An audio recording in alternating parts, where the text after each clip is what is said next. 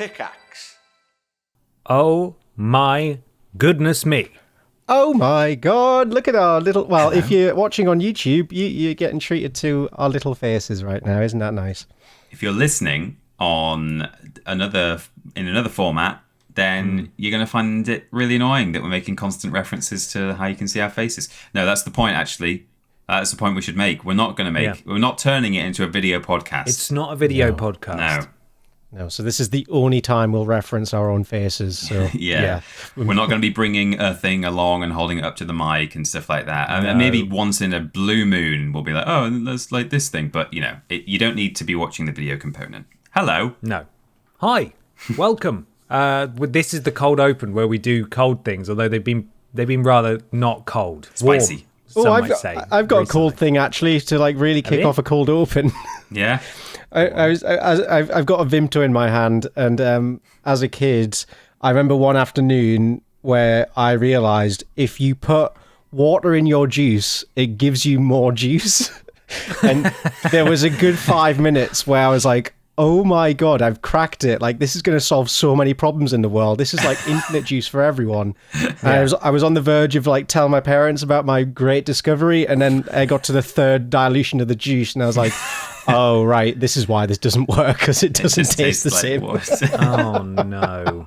Did you ever think about maybe applying that logic to water to save, to solve the water scarcity issue? Yeah, if you just pour water into the well, then the well refills. Then there's water in the well, and also you can dilute that well water, Peter, with more water, so that the existing water is bigger. Mm-hmm. Whoa! All right, World Health Organization, get on to us. We've cracked it. This is no longer going to be water shortages. All you need is more water. This is basically homeopathy, isn't it? Isn't the idea... There's something... People treat themselves... It's like a pseudoscience. They do like homeopathic treatment, and it's basically a tiny, tiny, tiny concentration of like a bad thing, like a disease, or maybe it's a good thing, but then they dilute it to like 1 trillion parts water, and then they just drink that all the time, and apparently it like cures them of like cancer and stuff, and it is not true at all. I don't know. It's something about water has memory, and that I don't know. That's it. Water has memory is basically the line. Sounds like a bunch of bollocks to me. Sure does. Quite frankly. Anyway, all of this is to say that we are now, if you're watching the video version on YouTube, you're no longer going to be staring at a static image. We are actually here in webcam form. Are you implying that when people watch it on YouTube, they sit and watch the still image the entire time? I think that at least 1,000 people sit down in front of their TV and go, "Oh, here we go, new episode of Podiots," and then they stare at a static image for 2 hours. Yeah, that's what I think people do. But no, now there is actually a video component, so we're no longer just because. It was in a podcast like maybe a few months ago when we were making a joke about how we were losing YouTube subscribers every single week, that I put it straight, and then I realized, oh god, actually that's pretty bad, that we're uploading a static image to YouTube every twice a month, and that's it. That's the only thing that's going on the channel, so no wonder people are unsubscribing. But now there's something there. There's moving. The pictures move now. Oh my god. Mm-hmm. We're real. We're back to life. It's just like the good old days, eh? Just sort of maybe a little bit like that. Yeah, perhaps. Speaking of exciting things, do you remember the blobby print we did?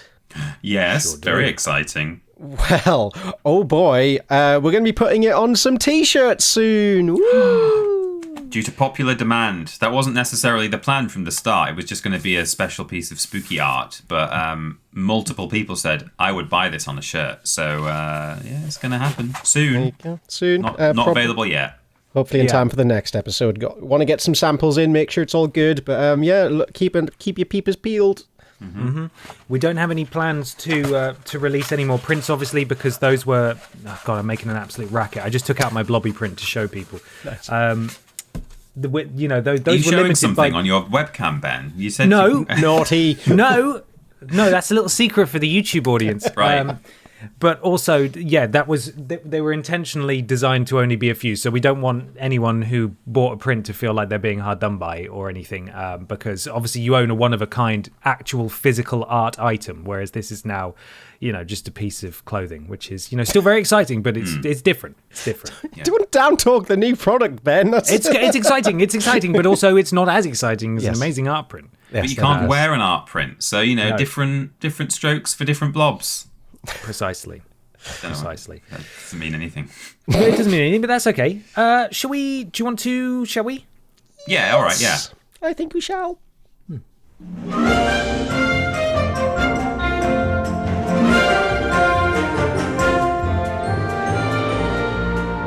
Hello, everybody, and welcome to Podiots, the official Vidiots podcast. It's a conversational podcast where we take some questions from you at home and obey the law of the 3 Rs, where everybody brings a thing along to talk about. I'm Ben. I'm Peter. And I'm Michael.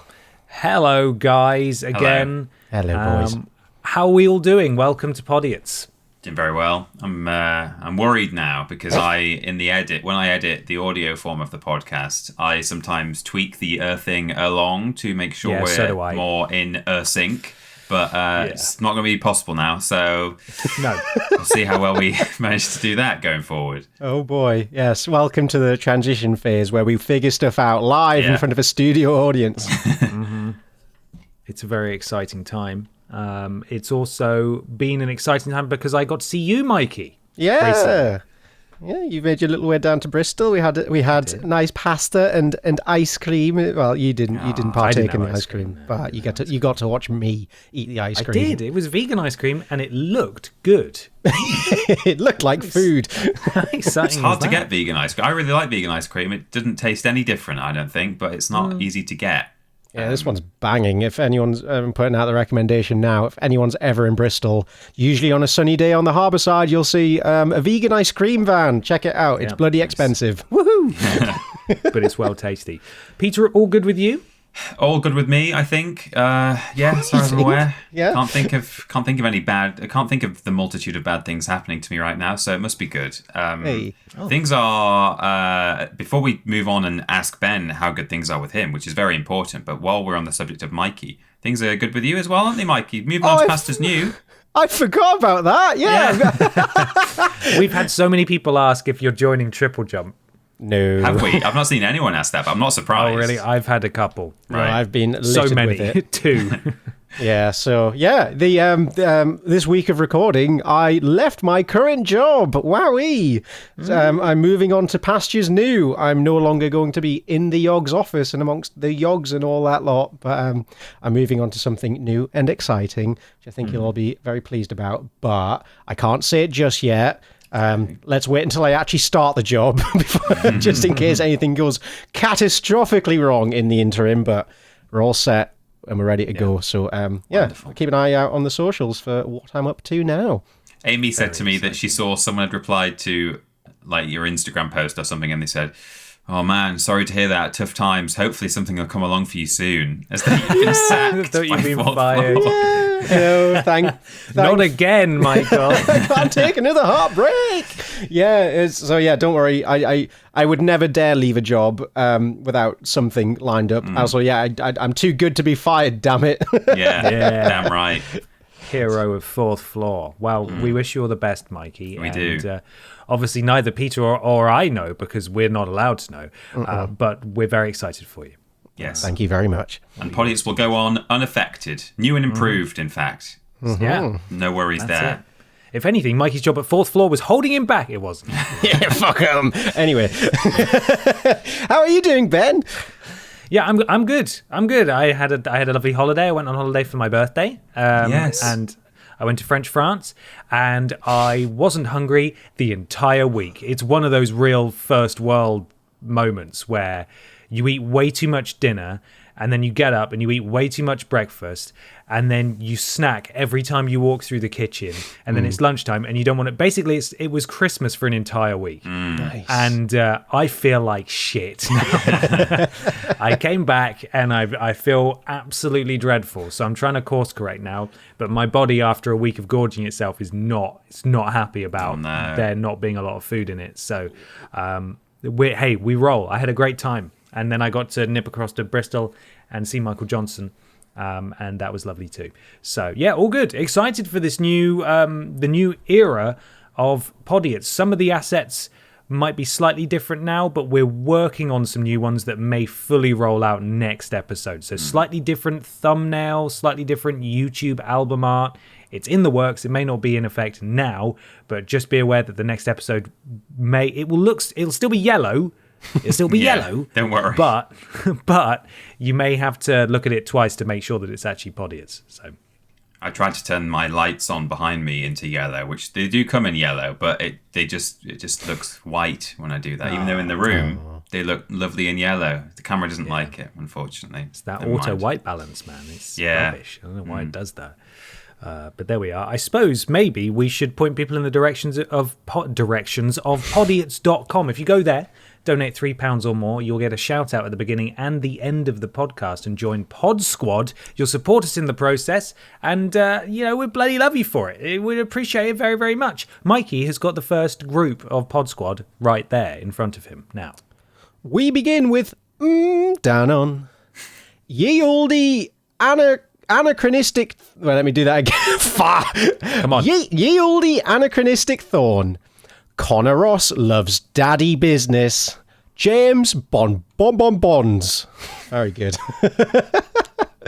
Hoisin crispy owl cool J. Good. No, just two owls. Just two owls. I got carried away there. Sorry, lads. Garlic Puddington Bear. Raindrop Joy. Lord Brotovich. Stephen Scordes. The Gimp of Crinkly Bottom. Oh, no. Alexa is actually my name. The best donator. I'm in trouble, Fred. And Christopher Lee Murder Spree. Thank you very much. Crikey. I've got some here. Lots of generous people, so bear with me while I talk about all their lovely messages. We've got Anonymous, Prince Beefcakes, Hetty Bo Betty, who was very generous and said, "Hello boys, it's taken way too long to be able to give to Podiots again. Seriously, it was fucking ages ago. I listened to Podiots a lot and it's seen me through some hard times. Ever since the first episode, I've been hooked. Keep it up." Thank you, Hetty Bo Betty. Thank you. Thank you. We've also got Podiots says Guck Fimps. Caroline gave me knob spiders.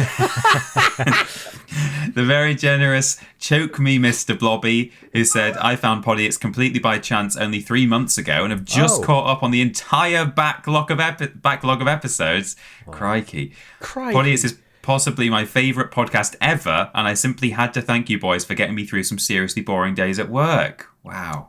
Amazing. Thank you. Thank you very I much. hope Mr. Blobby chokes you. Yeah. That's your reward. If that's what you want, I hope that happens. David got stuck in Stokey Tea, who was very generous and said all was calm on the country lanes of Stoke-on-Trent until a fiend fleeing the exotic town drove me off the road onto a grass verge. Luckily, Potters arrived and freed my car with tales of local wonders / shoving. They even refused my offer of saurine loaf as thanks. I can never say no to a saurine. Good story. Wow. Glad you're okay. Well done. We are, yeah. And thank you, David. Thank you very much, David. We've also got another generous person, Wixican. Is that Wixican? I suppose it is. Yeah. Oh, yeah. It's either Wixican or Wixexican. Wixexican Vidiot. Who was very generous and said, "Happy birthday to me." Well, one day late, if the news about Podiots dying are to be believed, and this episode releases on Saturday. Big love to you guys. Been following since The Simpsons skateboarding. Saludos desde Mexico de una compañero Vidiota. I'm sure I said that perfectly. Spoken beautifully, yes. Thank you very much, Wix. Thank you. And happy birthday. Happy birthday to you. Thank you very much. Peter's penile pest problems. The very generous Mikey's the man, who says, thanks, Mikey, for the quick response and help with my shop order. You guys are the best. Never change unless it's for the better. What we just have. Thank you. And last few from me. Reunion stream when, please? Podiots presents PhD. Fuck you, Lorenz. And Bono has glaucoma, silly. Oh, does he actually? Does he really have that? Is that why he wears shades all the time and we were mocking him? No.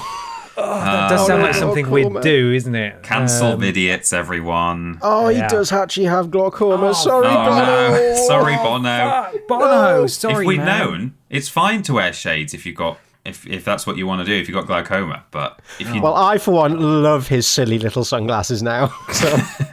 But if you're wearing them, if someone just wears them because they think they look cool and that's it. Yeah. Get That's out not of good it. enough. We don't like that.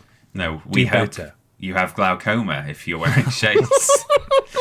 That's it. That's what we're saying. Sorry, Bono, if you're listening. Yeah, sorry, Bono. Also, in terms of reunion stream, I don't know. There's not one in the calendar. Not specifically, no. No, I'm about to move house, so maybe at some point over the summer, but not soon. There will be But one, soon. but we just don't have a date. No, we do not have a date. Why don't you donate next time and suggest a date? And we'll maybe pick that.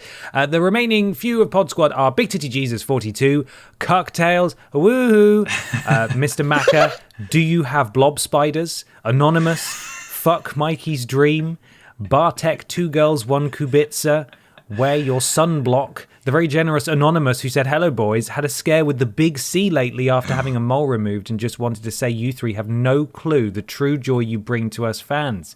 Perspective changes things, and I couldn't be more thankful for the many hours of joy throughout Podiots. All the best. Very kind of you to say, and we're glad you're all right, I hope. I think that's the... Yeah, presumably you mean that implication. it wasn't in the end, but yeah. Yeah. But thank you. Look after yourself. Keep on trucking. Salmonella Miller, not okay. Hugh Jas, Donaco7, Jens Herman, who was very generous, and said, has Mikey seen that haunted vagina book I sent in during the last Tat Appeal? Ashton Stream read through was a really interesting experience. I admit I only bought it for the name and didn't know anything about the story. Kiss, kiss, and bye.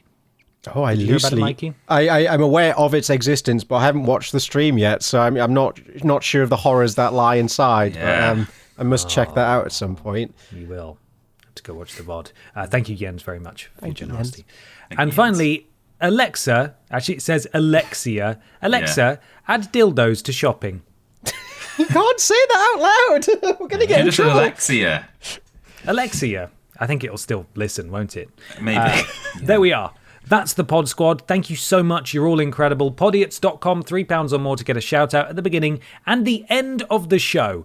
Now, we've also changed up the questions because we're not doing questions anymore. We're asking listeners to submit things. So alongside our 3 things, the listeners submit 3 things as well. We're all going to take it in turns to read them. I've picked them out this week. I know what they are, but Mikey and Peter don't know what each other's are. So we're going to start, I think, with Michael Johnson. Well, we're going to start, I think, with the big question. What was your favourite Pod Squad? bollocks! You always forget. Fuck, I was on a roll there. I thought You I segued were. in nicely. It's very smooth. Shit. And I was just choking over here. Shit. Because I was spoiled for choice this week, I must say. I liked Caroline gave me knob spiders. I liked Cocktails woo woo. Do you have blob spiders? What was the Bartek one? Bartek 2 girls 1 kubitsa. They're all good. Yeah. My vote's going to Cocktails. Woohoo! That's very good. I'm going for Garlic Puddington Bear. That's good as well. Loads. I like that one. You were saying, Ben? Michael, would you like to do your listener submitted thing first, please? I would be absolutely delighted. Now, let me pull up who sent this in. This was sent in by Liam J. Rich at Liam J. Rich on Twitter. So, boys, what's your favourite thing about summer? Ice lollies? Driving in my convertible with the top down. Are you sure it's not endless bowls of chips on the seaside? I mean, I do like that any time of year. Yeah. So, Ergo, what would be your least favourite thing about summer? Could it possibly be having those chips stolen by dastardly seagulls? Psycho seagulls. Probably. Yeah. Well, boy, do I have the story for you. This is an article from the Metro, and the headline reads... Who submitted it, Mikey? Oh, you already said. Shit, sorry. I got it. It was Liam J. Rich. Liam J. Rich. There you go. Thank you, Liam. Headline reads, Chippy hires teenager to wear eagle costume and scare off seagulls. Wow. Excellent. Absolutely bloody great. I'm going to send over some pictures now so you can all get a look at this boy, but I will describe it also once I find the bloody Vidiots server. There we go. These two pictures kind of speak for themselves. Oh my god. There he is. That's not going to convince any seagull, but sure, okay. I mean, I think it doesn't have to look authentic. It just has to be terrifying, and it ticks that box. Yeah. It's one of those outfits for listeners. It's one of those outfits like the T-Rex ones that are sort of slightly inflated. Yeah, like thin, plasticky, inflated airbag costume. Yeah, it looks wonderful. A chip shop worker has started putting on a giant eagle outfit to scare off seagulls. Corey, age 18, pockets, and wait for it, £200 a day, prowling the harbour for Mr. Chips in Whitby. Good lad. Mr. Chips has got deep pockets. I mean, in terms of a week. Surely he's not in there every day, right? Well, why not? Why be there one day, take 200 quid, and then the seagulls just come 4 days a week? Oh man, right? Are we petitioning to get Corey a full-time 9-to-5 job as a seagull? Petitioning to get me this job. I want to be the seagull boy. Yeah. That would be absolutely delightful. I mean, I'm glad. Imagine being this kid. You get offered a job to prance about, scare off seagulls. He probably gets free chips as well as part of the deal. Probably, so he's done very well for himself. This is a chip shop in Whitby. But it's not always plain sailing for Corey, as the crafty gulls take revenge by pooing on his car every day. I'm not sure that's a targeted attack. I think they just poo on everything. But that's what Dave said. He said it was targeted, that it took revenge and did a sick on his car. Did they do this? Psycho Seagull. I don't know. Do they have that kind of agency? I don't know. Maybe. I mean, there's just 2 news stories now. People being victimized by gulls. But I hope he uses the anger of being not being pooed on. Well, maybe he's been pooed on, but having his car pooed on fuels his tyrannical reign of the seaside and scaring off gulls. Yeah. He says, the punters are happy. They're all able to come eat their chips. He says, I feel like a bit of a celebrity. I just charge at the seagulls when I see them. Amazing. I've got to go to Whitby as soon as possible. This sounds so good. Do you reckon we could? Do we have any listeners in Whitby that could verify this or go down and get a photo with him? I was supposed to be going with some friends. I don't know if it's happening now, but in the next month or so, we were going to do a trip to the Yorkshire coast. But if anyone lives near Whitby or in Whitby, please go to Mr. Chips and get a video of the dude saying "Podiots, tell your friends." Yeah, please. Yeah. He's the next celebrity we want. He is a celebrity. The thing is, though, if he wants paying to do it, he's going to charge you a lot, because he's on a base rate of £200 a day for standing there and running around a bit. So he earns more than us. Yeah. Yeah, what the hell? Continues, I've had gulls hit me on the side of the face with their wing before, then you'll get down, take your food. They'll do it so quickly that you just don't expect it at all. It's quite frightening, especially for the older generation, if they're walking along and having some chips. And I can speak from experience here. Seagulls do definitely coordinate an attack and get your food. From the time I got my sandwich swiped off me, it was horrifying. I wish Eagle Man was around for then. Yeah. Corey, this might put you off of the salary. Corey, who starts work at 6 a.m. Right. Who's buying chips at 6 a.m.? What? He can't let those seagulls get any rest. They need to know he's coming. I guess he's chasing off the lingering seagulls and clearing the esplanade for the future people. He said, grateful holidaymakers are more than happy to reward him for his unique service. Oh my God, it's not just the salary, he gets tips as well. He's getting tips. I Is once he getting made tips or is he getting chips? tips and chips. Tips for chips. I once made £72 in tips in one day. Unbelievable. What do you Dude's raking it reckon in. the likelihood is that this boy is paying any taxes whatsoever? Oh, none at all. It's all cash in hand. HMRC does not need to know about his chip money. Well, he's bloody said it on a fucking article, hasn't he? Idiot. Rookie mistake. What a fool. It continues on to say, the seagull problem is actually getting quite bad and worse. And so this is a necessary but drastic measure to rein in those blighters. The reporter said, would you fancy working in the shop through the winter and in the summer, being a full-time seagull scarer? Corey has quite a bit of banter. Oh, no, it doesn't. There's not an answer there. No, it's just rhetorical. Thanks. All right. He had to run off at that point. There was a flock massing. And we end with Corey has quite a bit of banter with customers. When they come and speak to him, he will make bird noises back. He says, I don't speak English, I speak Eaglish. Brilliant. Good. Bloody hell. Love They this found guy. the perfect boy for the job, didn't they? Absolutely banging. Thank you very much for that submission. That was great. Yes, thank you. Thank you very Brilliant. much. Now, how do you guys want to do this? Because we could roll right into Mikey's thing, but I feel like maybe we should roll into perhaps someone else's thing and stagger it, you know? Yeah, we could do that. Yeah, let's do it. So, Who's feeling Peter? frisky? would you like to do your thing? I'm happy to go, yeah. Oh, just opened a Wikipedia page and it's all white in my face. Right, we're going to learn today about something spooky from Wikipedia. It's a Weirdcopedia entry.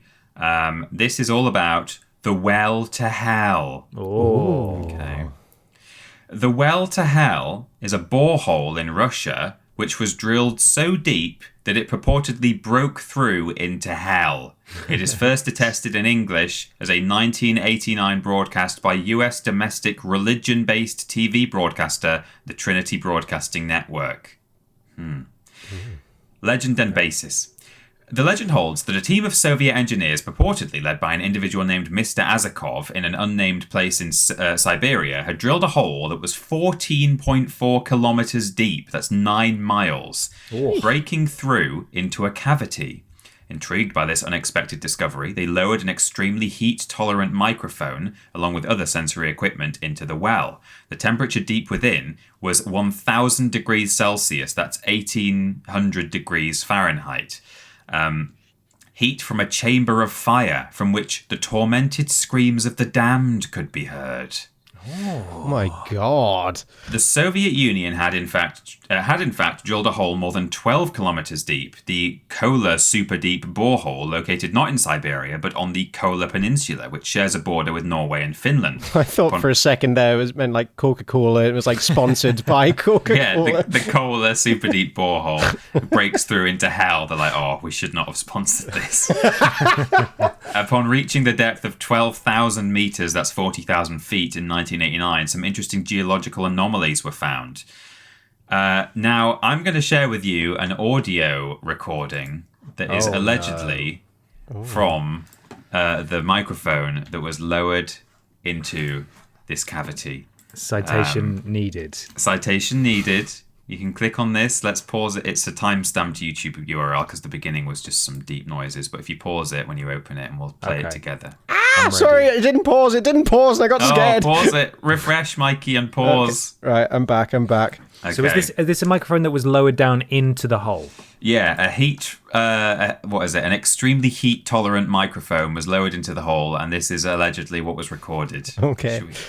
3, 2, 1, play. No. For God's sake. The picture! That's clearly just a sound effect.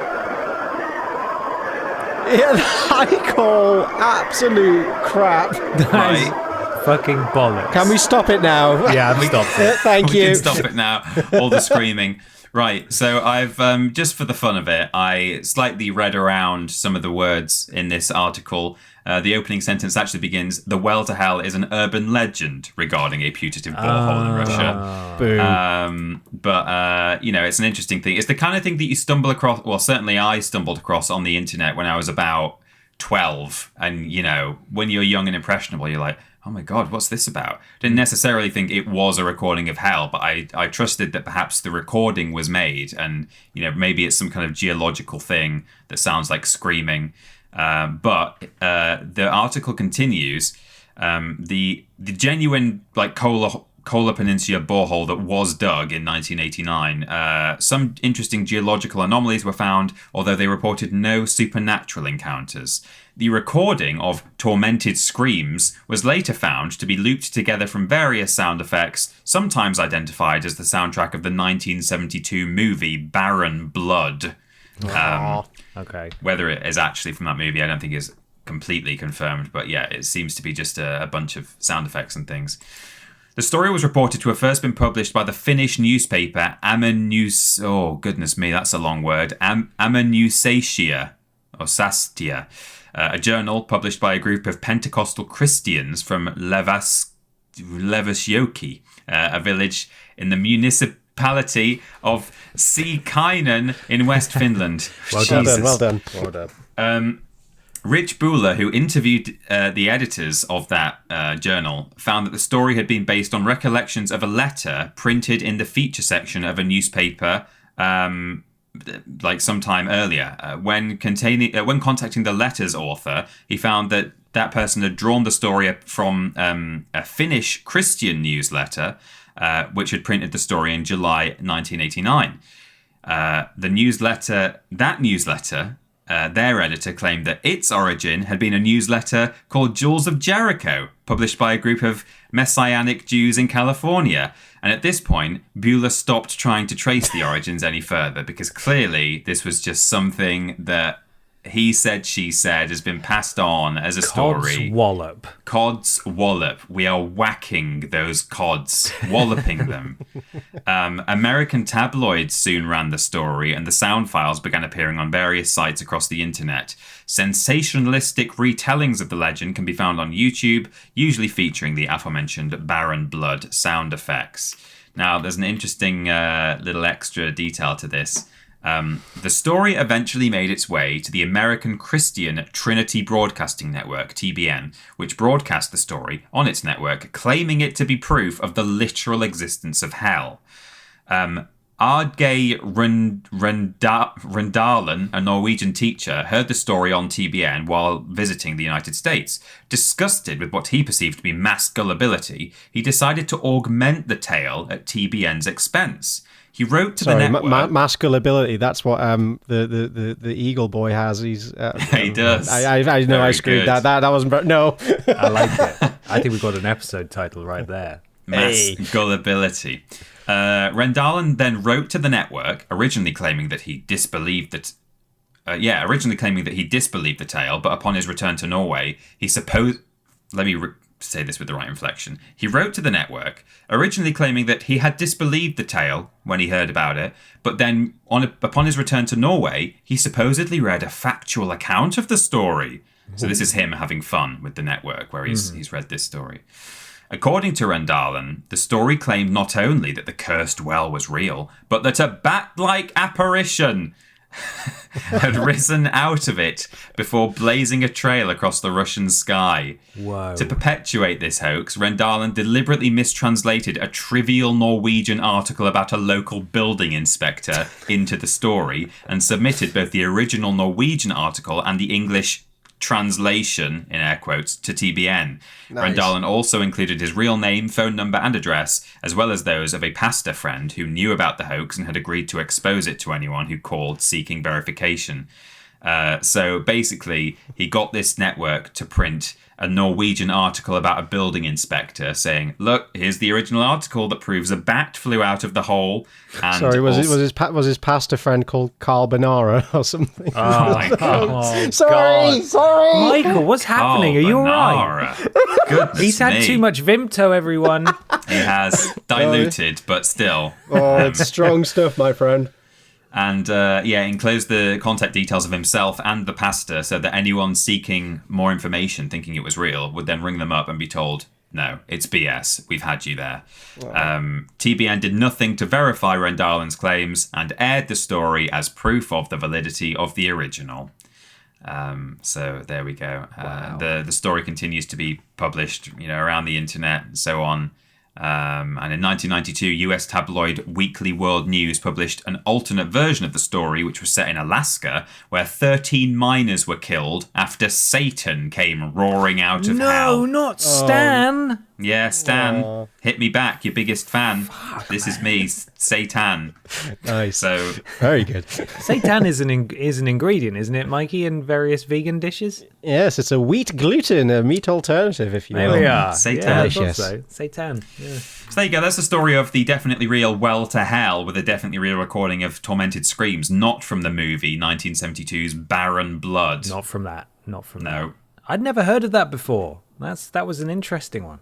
Good. Yeah, I like that he leaned into the story and perpetuated it and spread. Just, I guess back then people couldn't plug translations into Google Translate. No. So just, this is translated, trust me.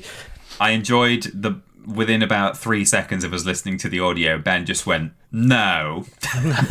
Yeah, No. it's because in the industry that we work in, right? Yeah. When we're sourcing sound effects for hell, which has happened at least double digits time for me over the course of my career, that's the sound. Yeah. That's what you find on YouTube when you search hell sound effect. It's not real. Yeah. Can't be. Absolute bollocks. Well, thank you for that thing, Peter. You're welcome. Thank you. I'm now going to take my turn to read out another listener thing. Good. So here it comes. It's from Alexa Simpson on Twitter at AA Simpson. And this is one that has been doing the rounds recently that you guys will probably be aware of. But here we go. This is from The Independent. Gladys the killer whale and her gang of orcas out for revenge in Gibraltar. I only heard about this yesterday, actually, but yes, I have heard. Okay, here we are. A British sailor's boat was the latest victim in a spate of orca attacks on vessels near Gibraltar, as an expert suggested a traumatized killer whale may be inadvertently teaching others to target them. Nice. There have been two... Yeah, it is nice. It is pretty great. It's great. Yeah, let the whales get some. Let's do it. There have been... I heard the story because Amy sent it to me, and then just underneath the link, she just put "Slay Queen." Great. Yeah, you get those yachts. Yeah. There have been 20 incidents this month alone between the highly social apex predators, this being May, I assume, and small vessels sailing in the Strait of Gibraltar, according to the Atlantic Orca Working Group, GATOA, with dozens of orca attacks on ships recorded on Spanish and Portuguese coasts this year. In the early hours of Thursday, a group of orcas broke the rudder and pierced the hull of a boat after ramming into the Mystique on its way to Gibraltar, prompting its crew of 4 to contact Spanish authorities for help, a spokesperson for the Maritime Rescue Service said. Wow. There's a photo here of a very ominous-looking orca who's sort of approaching. Let me send it to you guys. You can go on the link dump there. You just see a fin. Ooh. I mean, just wait. There will be a horror movie about this now, definitely. Oh yeah, because Big Boat is going to say that orcas are the baddies, obviously. Yeah. So there'll be money for that. The service deployed a rapid response vessel and a helicopter carrying a bilge pump to assist the 20-metre vessel, which was sailing under a British flag. A spokesperson for the Maritime Rescue Service said, again, the Mystique was towed to the port of Barbate in the province of Cadiz for repairs.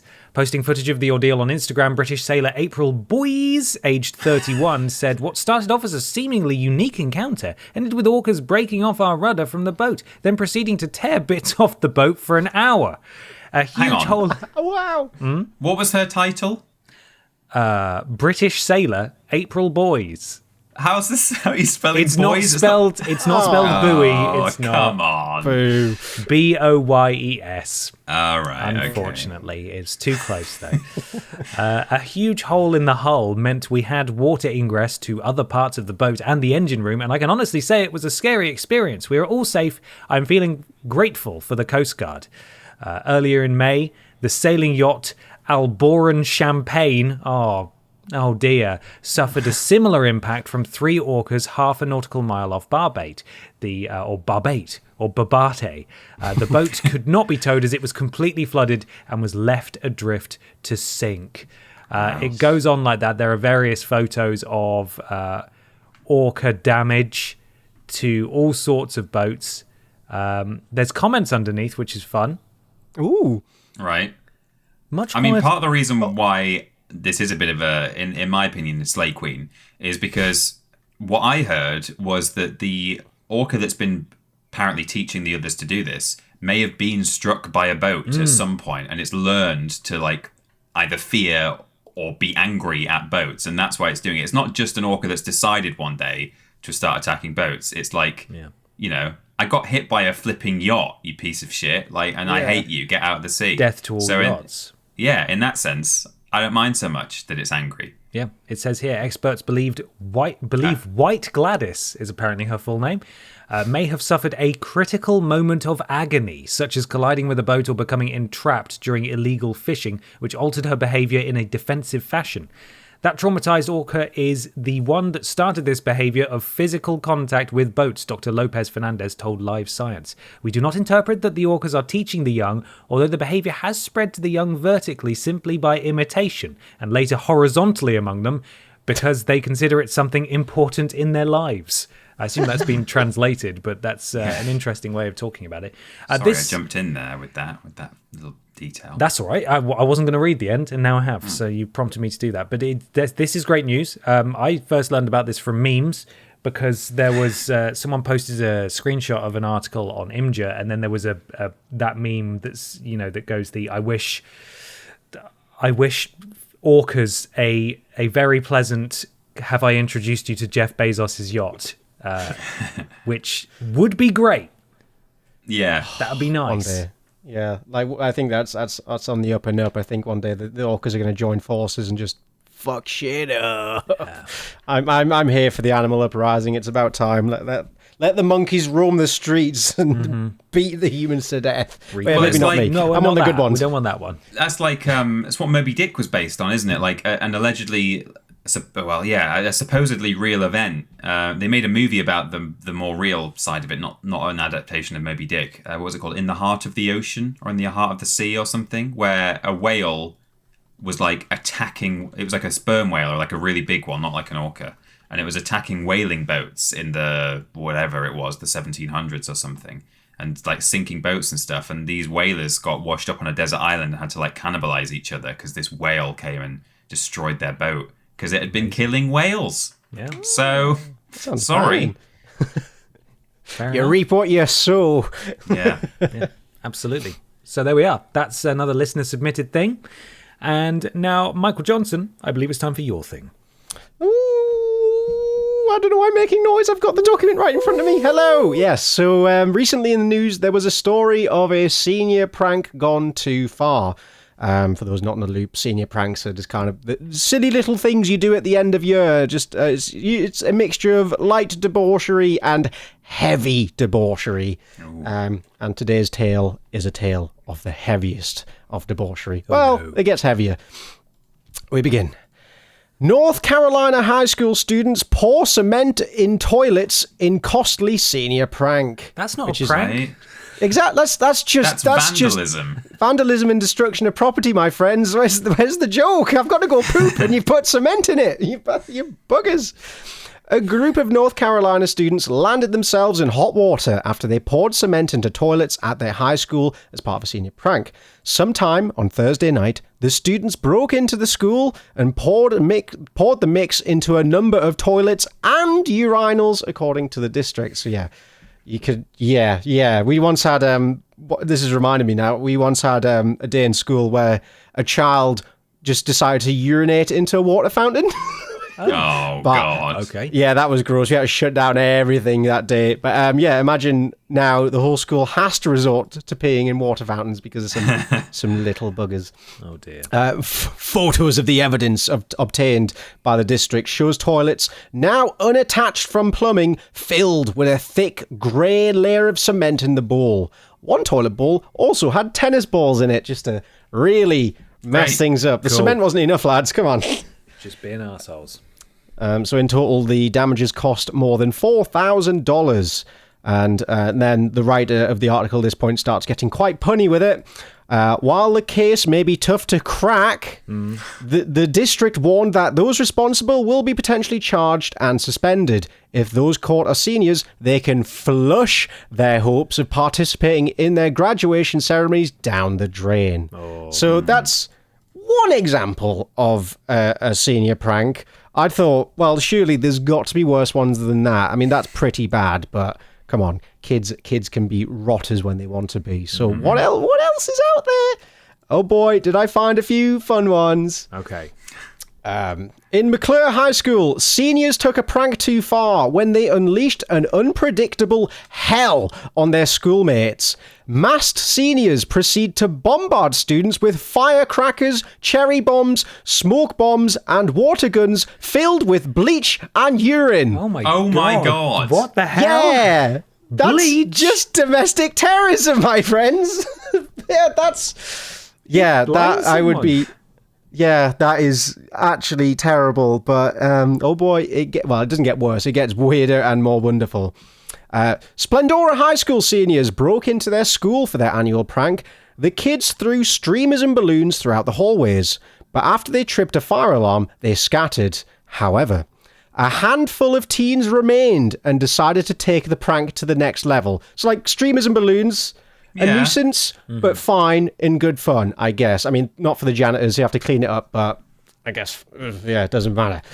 But these kids that stuck around poured vegetable oil down all the staircases, urinated onto the walls, I sense a theme here, broke into the principal's office and pulled out the fire extinguishers to set off more alarms.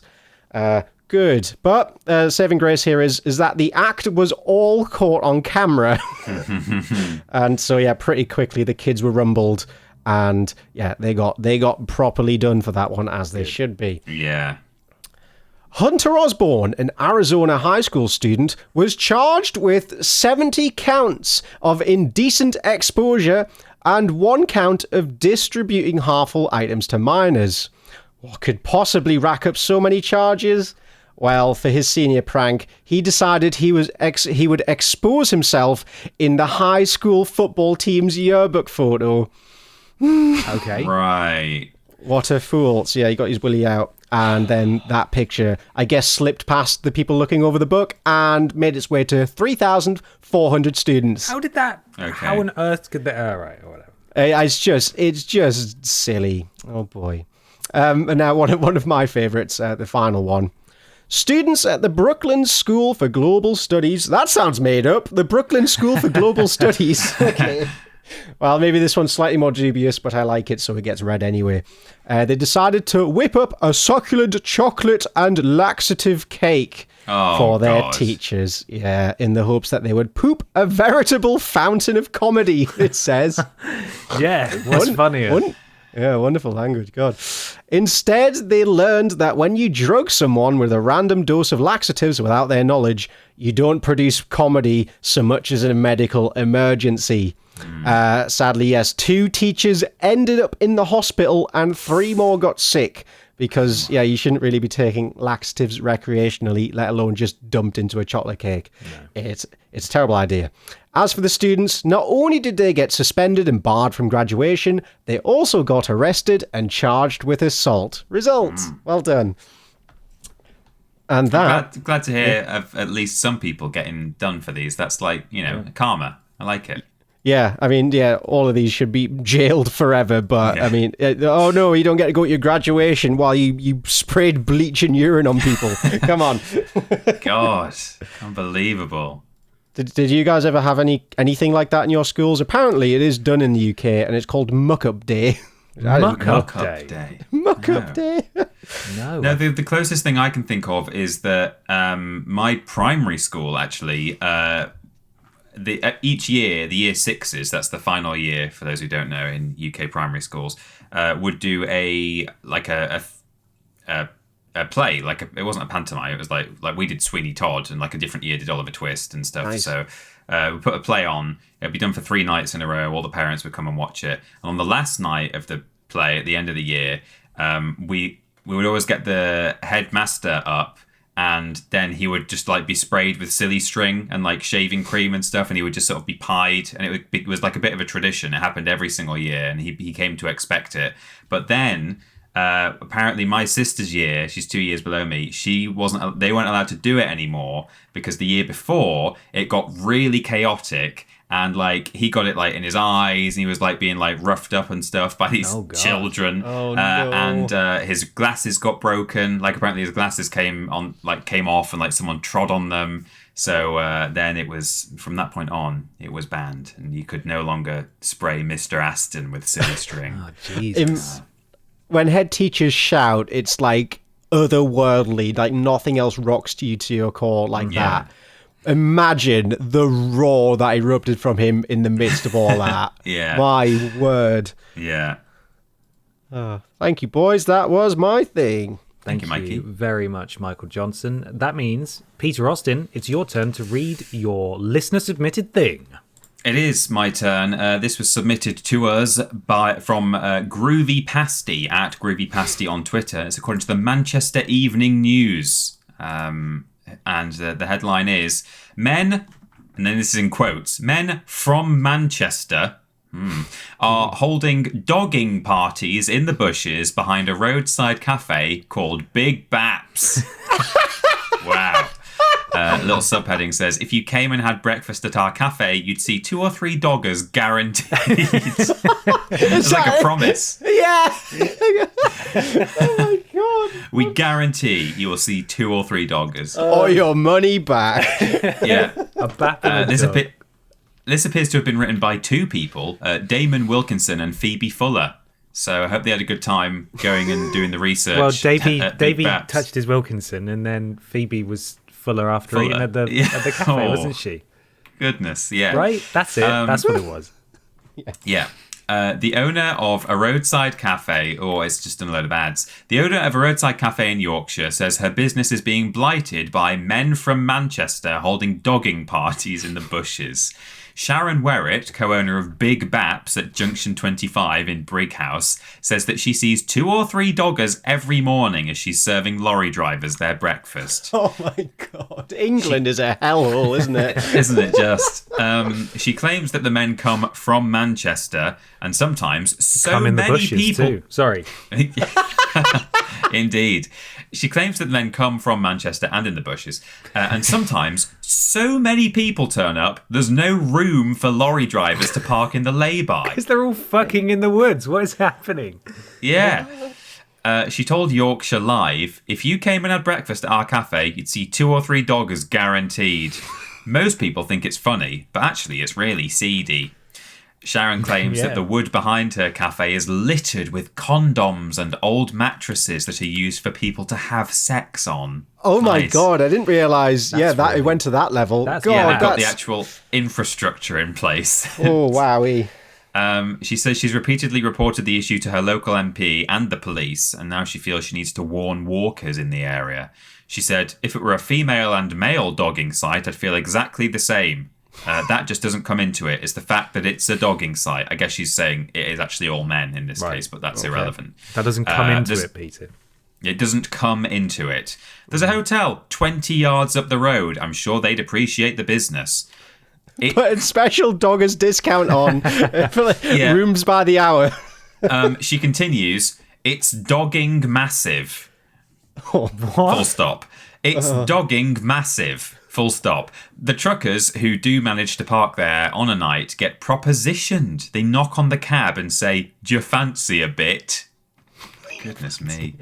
Another issue Sharon is facing is people are car sharing and using the lay-by to park their car while they get a lift into city with their friends. She says this means lorry drivers are often left without a space to park for their rest breaks. She says the main thing I'd love is for truckers to be able to park. They come in depressed, they're away from their families and want a warm meal. Obviously, I don't come to work for the fun of it. Oh, Jesus, this gets really dark. Anyway, people are dogging, basically, by her cafe. And that's just the tip of the iceberg. Yeah. Yeah, it is. And she's had, like, a family tragedy that she just sort of threw in there for, for reasons. But we won't go there. It'll bring the mood down. I'll also mention, I won't read the second article, but Groovy Pasty did include a follow-up article. But I do just like this one quote that Groovy Pasty mentioned in the tweet, which is, there is even a follow-up article for some reason where a journalist visits the site to find, quote, sex litter. Oh, God! What's sex litter? Oh, I don't know what that is. Surely that's condoms, right? Probably condoms, yeah. Oh, God. Good. I mean, that must have been a fun day in the office. Who wants to go find the sex litter by Big Baps? It's that it's called Big Baps as well. That's like, Yeah. it just sounds like a pretend news story. Yeah. It does, doesn't it? Yeah. This is like the best thing. This is why we asked for local news. Yeah. Manchester Evening News is talking about the dogging at Big Baps. Yeah. The Whitby Herald or whatever it is talking about the Seagull Man. Maybe that was a bigger story, but that could be local news as well. Yeah, this is what we want. Yeah. You've all done an incredible job on your first week, and we want it from the past 2 weeks as well. So it's always current. Don't send us older stuff. We had tons of really, really good submissions, and whitbying it down to those three was a challenge. So, well done, everybody. Well done. Well done. Very good stuff all around. I'm sorry, I googled Big Baps to kind of like see if it was real. It was real, and there's a newer news story. Oh no! Yeah, about sex litter. Big Baps Cafe suddenly disappears. What? How? Oh, no, she's up and left. Well, because it'll be a trailer, won't it? It's not going to be a building, I don't think. All right. Yeah. So she just upped sticks and moved the cafe elsewhere. Oh no. My God! Sent away by the doggers. Looking at the photo, though, it's like there are benches there, and there are little sort of planters out the front. And there's a sign that does say under new management. I don't know how old that photo is, but... Yeah, that's true. Although it does look like it could still be a temporary structure. You're right that they have got like, sort of garden furniture and stuff, but you probably could lift that thing onto a flatbed and move it. Well, wherever Big Baps moves to, make sure you give it your patronage if you're in the Manchester area. Yeah. Yes. Yeah. Incredible. Amazing. Well, I've got a thing. Mm-hmm. We're going to go from that to some culture now. Are you ready to feel cultured?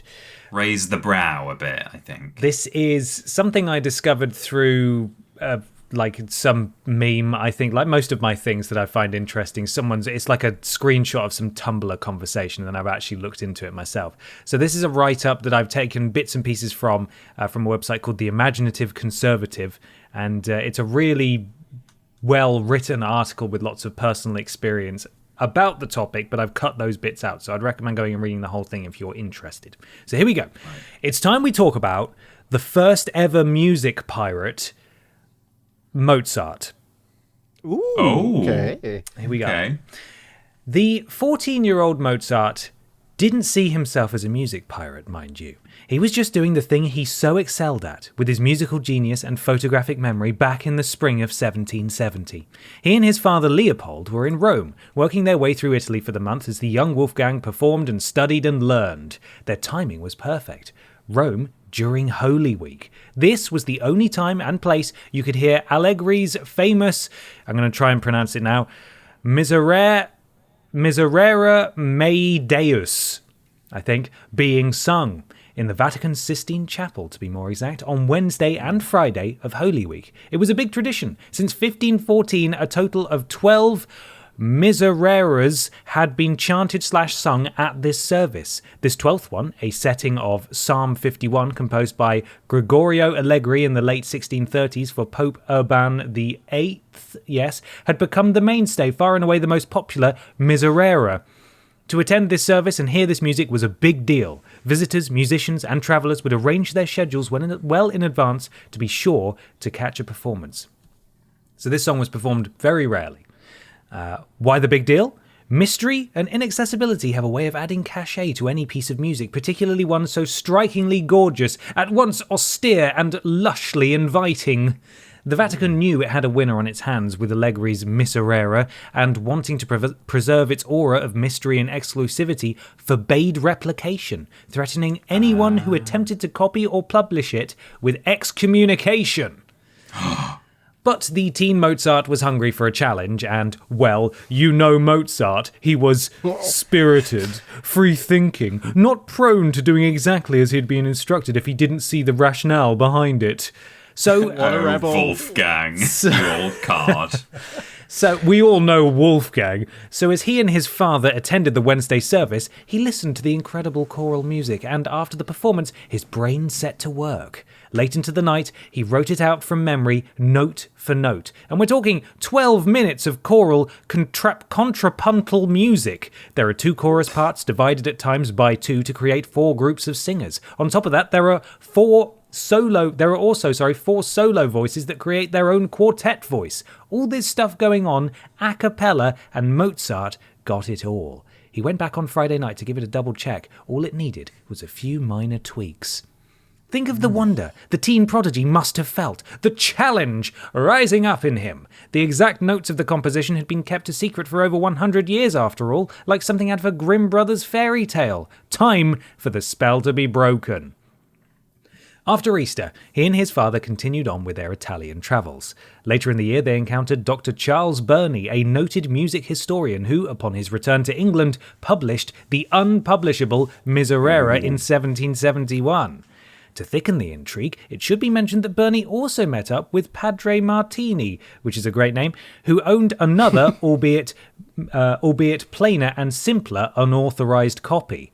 And to thicken the thickening, the Mozarts also met with Martini during the course of that Italy year when the young Wolfgang studied with him. But I don't see Padre Martini bringing out his copy of the Miserere as a study guide. Why risk excommunication and thus hell and eternal damnation for a music lesson with a precocious teen? Well, we know what that sounds like. We did. We did hear that. Hell. We have heard that. We heard it today. Yeah. So whose copy did Burney use when he published? Who can know for sure? Mozart's handwritten copy did not survive to confirm or detract the story. As for the Pope threatening excommunication, well, it would have looked bad to accuse a priest or a king of or excommunicate a 14-year-old musical prodigy. I'm not sure how Burney got out of it so easily, but I think by that time the Pope sort of shrugged and said, whatever, our version is still the best. Come check us out next Holy Week and see for yourselves. And so there we are. That's one of the first and major documented cases of musical piracy, is Mozart listening to a secret private piece of music and then just copying it with his brain.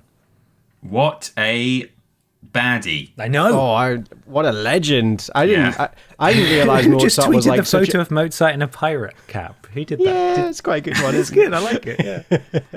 Yeah. I mean, I've always known Mozart was decent, but man, he's a bad boy. So I might look into Mozart and see if there's any of the fun little nuggets of history from him. Because if he's done that at 14, oh boy, what else did he get into? Started young. It's pretty impressive. Big fan. And I was very interested. I didn't realize it's one of those kind of like Dan Brown Da Vinci Code. Like, hang on, the Vatican's got a secret song that only they know the recipe for, that they've had for over 100 years, and it's only like the 12th version of it or something. Like, what else are they hiding in their vaults though? Is there 20 herbs and spices? Is there 20 herbs and spices and also a bit of the Virgin Mary down there? Maybe. Probably, yeah. Is Jesus down there? Well, there are the apocryphal texts, aren't there? There are a bunch of books of the Bible that used to be kind of considered part of the Bible, and then they were kind of removed.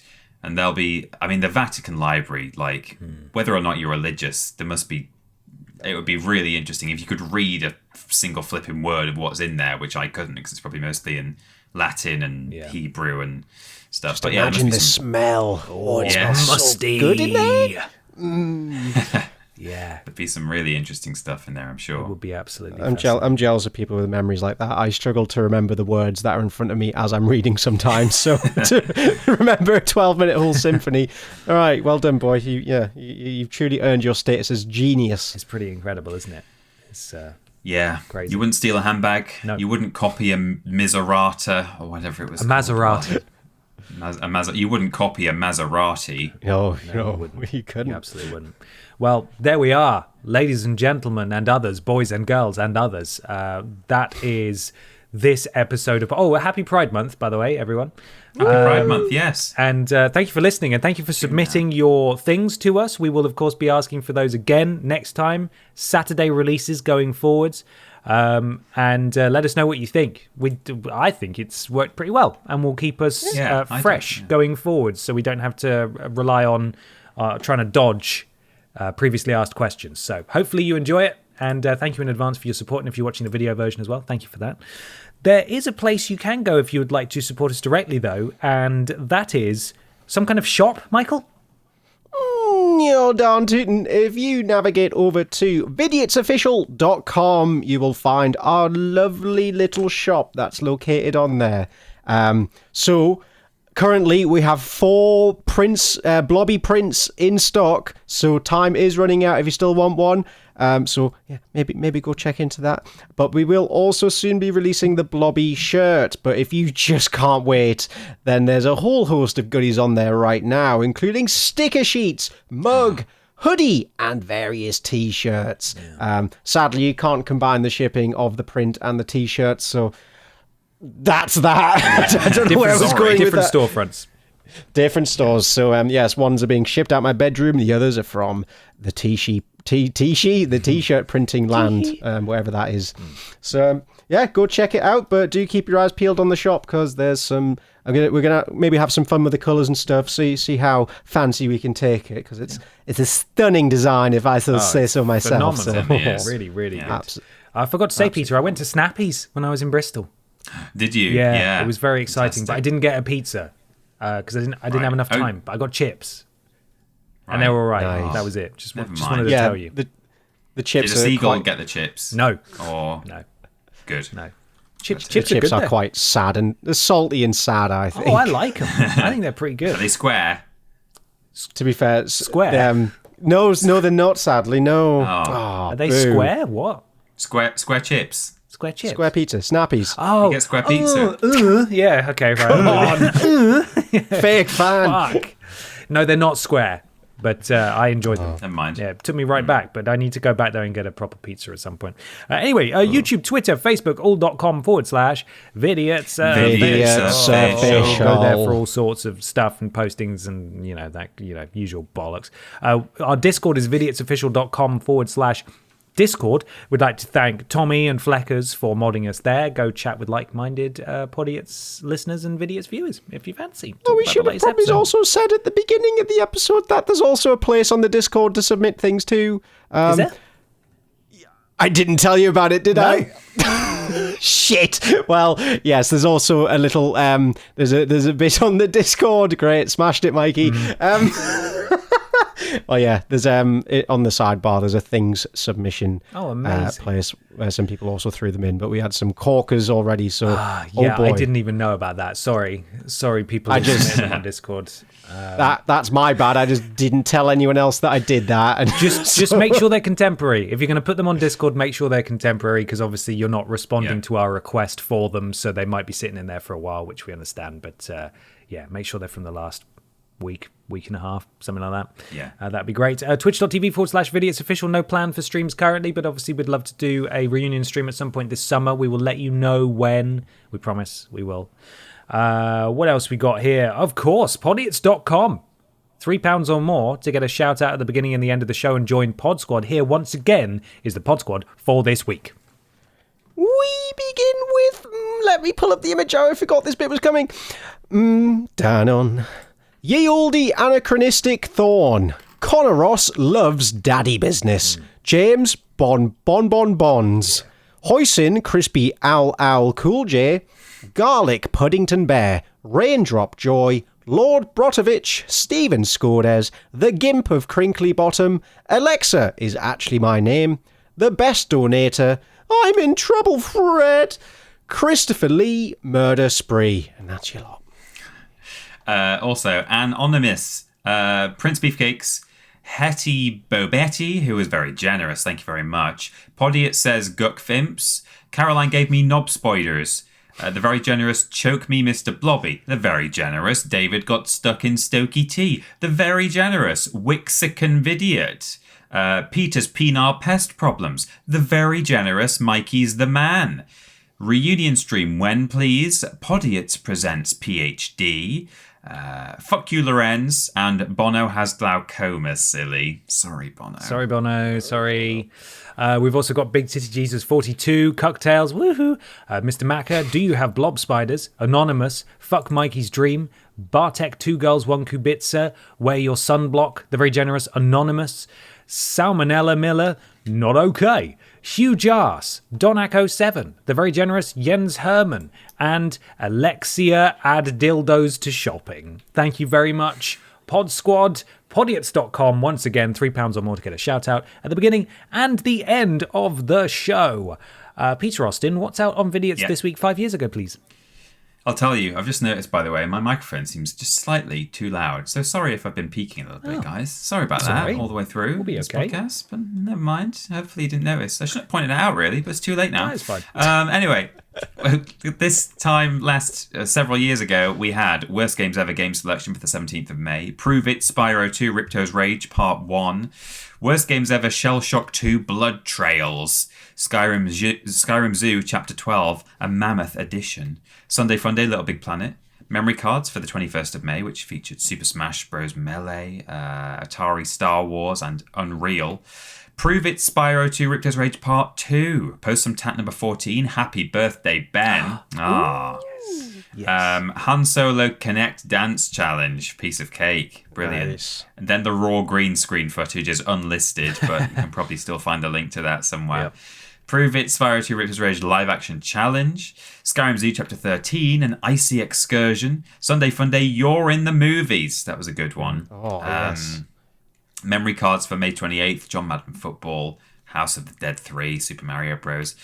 Podiots Episode 7, Craving McNuggies, Post Some Tat number 15, Name Redundant, Worst Games Ever game selection for the 31st of May, Becoming Apes, Crisis on the Planet of the Apes VR, where we found an interesting movement technique. Worst Games Ever, Sonic the Hedgehog, which is Sonic 06. And what we're going up to the 3rd. So Thorpe Park's The Walking Dead Living Nightmare Extreme versus 3 Vidiots. That's when we went on a lovely adventure. Yep. And finally, Sunday Funday, UFC Sudden Impact, featuring MMA On Point. That's when Handsome Tom Ransom and Handsome Jason came to see us in the office. Bumper period that was. Holy It moly. was, wasn't it? It was a bit longer than normal because of the shift in the schedule. So it was 2 and a bit weeks, I think, that one. We were really good. Yeah. I'm going to say it. We were really good. We were really good. Doing content for YouTube, I mean, on Vidiots. We were really good. Yes. For a little window there, we were really good. We were. Really good. We were pretty fucking good. Mikey, where are you on the internet? At Parrot Boy on Twitter is the best place to keep up with my comings and doings. Go there. I'll announce my new job there. So a bit of an incentive to check it out. Amazing. And Peter, where are we? We are at Team Triple Jump together, working together there, doing videos and live streams, video game stuff. Worst Games Ever is still alive over there, and various other fun things. But you can also catch us individually on social media at That Peter Austin and at Confused_Dude, both on Twitter. I'm on Instagram as well, but not very often. Wonderful. Why not leave us a 5-star review / rating on your platform of choice? It helps something to do with Al Gore's rhythms. It's free, doesn't cost you a thing, and it'll take like a minute. Just say this podcast is fucking great. I love it. You should listen to it. 5 stars. Yes. Easy. It's as easy as that. You can just copy what I said and put it in there. Do we have a final question for people before we disappear? Now see, we used to just sometimes ask one of the questions we were asked, but it's not questions anymore. No. So, how much would you want to be paid? Oh no, go on. I was going to say, have you ever been involved in a prank, like leaving school or during, like in the middle of school, or that's a good one. I like that. Yeah, let's go for that. All right, thank you so much for listening / watching, everybody. We'll see you next time. Bye. Bye. I'm waving. You guys I'm waving. I'm waving. Bye. Bye.